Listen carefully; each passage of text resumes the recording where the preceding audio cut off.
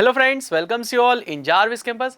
आज यहाँ पे हम बात करने वाले हैं कि ये जो मैटर्स के बारे में हम पढ़ रहे थे, राइट, जिसमें हमने देखा कि मैटर डिफरेंट स्टेट में कन्वर्ट हो सकते हैं, जैसे कि वाटर में से वेपर में कन्वर्ट हो रहा था वाटर, राइट। तो अभी यहाँ पे देखो कि क्या ऐसा आपने देखा है कि वेपर में कन्वर्ट होने के लिए वाटर को पहले तो क्या चाहिए होगा, तो कि सफिशिएंट उसका जो बॉइलिंग पॉइंट होगा वो चाहिए होगा, राइट।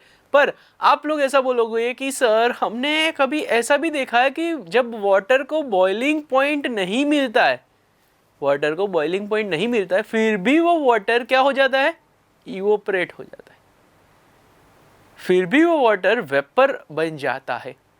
क्यों ऐसा होगा?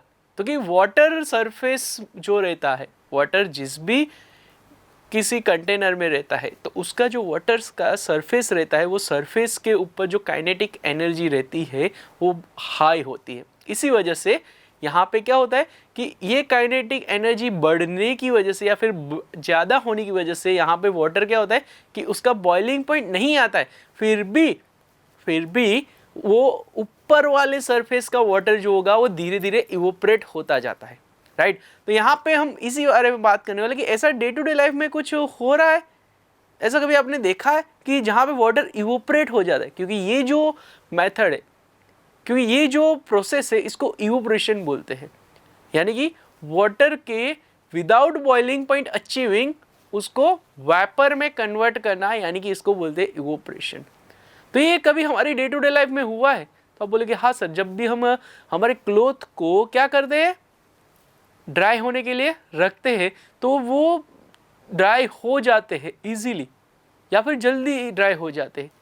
तो ये ऐसा क्यों होता होगा? कभी आपने ऐसा सोचा है? और कितना फास्ट हो सकता है ये कभी आपने सोचा है? तो यहाँ पे यही सीखने वाले कि factors which are affecting evaporation. तो यहाँ पे एक एक्टिविटी करते हैं कि आप लोगों को क्या करना है कि एक ग्लास ले लेना है जिसमें वाटर को फिल करना है। ऐसा ही सेम दूसरा एक ग्लास ले लीजिए।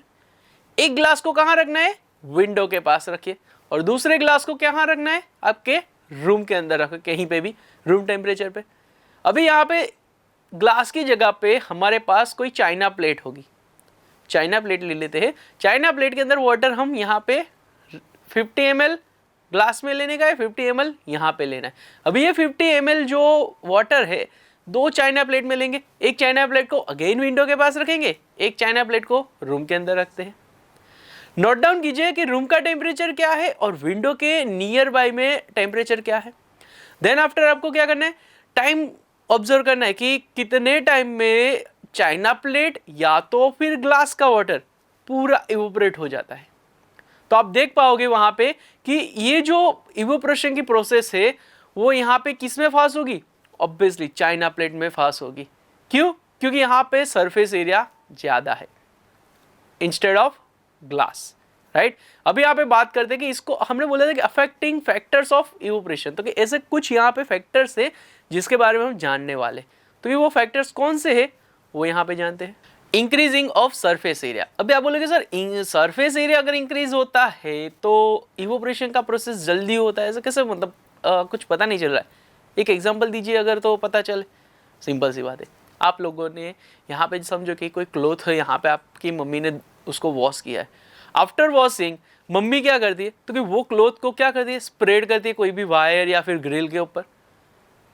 तो आप लोग को क्या करना है कि दूसरे दिन आपकी मम्मी जब भी वॉशिंग करती है तो एक क्लोथ को क्या करना है, विदाउट स्प्रेड किए हुए रखना है, और दूसरे एक क्लोथ को स्प्रेड करके रखना। चेक कीजिए कि कौन सा क्लोथ जल्दी ड्राई होने वाला है, यानी कि इसमें से इवोपरेशन जल्दी होगा। तो ऑब्वियसली स्प्रेड किए हुए का ही, क्योंकि उसका सरफेस एरिया बढ़ जाएगा। जैसे सरफेस एरिया बढ़ जाएगा तो इवोपरेशन का प्रोसेस जल्दी हो जाएगा, जैसे हमने एग्जांपल में भी देखा ग्लास और चाइना प्लेट वाले, राइट। और नेक्स्ट जो यहाँ पे अफेक्टिंग फैक्टर है वो है इंक्रीजिंग ऑफ टेम्परेचर, यानी कि अगर टेम्परेचर इंक्रीज होगा, तो टेम्परेचर अगर इंक्रीज होता है तो जल्दी से ही काइनेटिक एनर्जी क्या हो जाएगी, सरफेस एरिया या फिर पूरे वाटर की काइनेटिक एनर्जी बढ़ जाएंगी। इसी वजह से यहाँ पे जल्दी से क्या हो जाएगा, इवोपरेशन हो जाएगा। Third factor is decreasing of humidity.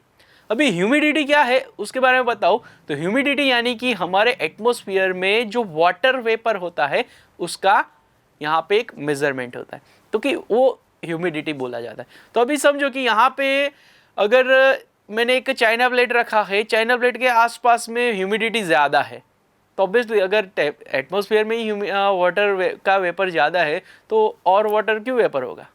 पर अगर एटमॉस्फेयर में ही वाटर का वेपर जो है, वाटर वेपर यानी कि ह्यूमिडिटी कम होगी, तो ऑब्वियसली जो भी वाटर है उसका वेपराइजेशन, इवोपरेशन जल्दी होगा, राइट। अभी यहाँ पे लास्ट एंड फोर्थ फैक्टर है विंड, स्पीड ऑफ विंड, यानी कि स्पीड ऑफ विंड पता नहीं चला, क्योंकि आप लोगों ने कभी भी ऑब्जर्व किया होगा कि जब भी विंडी डेज होते हैं उस टाइम पे आप जो क्लोथ्स ड्राई करने के लिए रखते हैं वो जल्दी ड्राई हो जाते हैं।